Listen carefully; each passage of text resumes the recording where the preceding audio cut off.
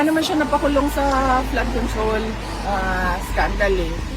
At saka, yung sinabi niya na mahiya naman kayo, it was a PR stunt na sinali nila yung linya na yon sa speech niya na nag-backfire.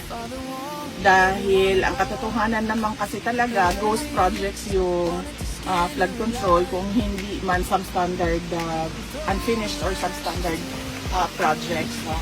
So, sinasabi niya na lang yan ngayon na parang ako yung nagsabi ng mahiya naman kayo para mailayo niya yung sarili niya doon sa flood control scandal.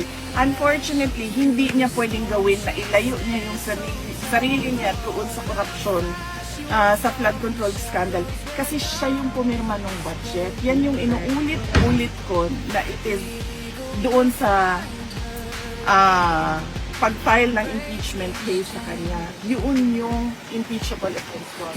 Nagpumirma ka ng budget na alam mo madaming insertion, na alam mo yung NEP mo hindi na siya yung lumabas na GAA.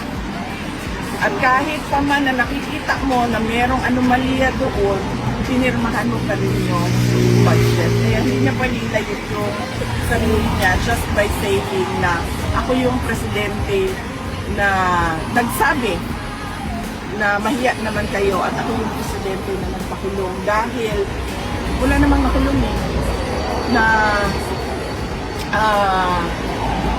walang nakulong na mga tao na tumanggap ng mga maleta na galing sa flood control.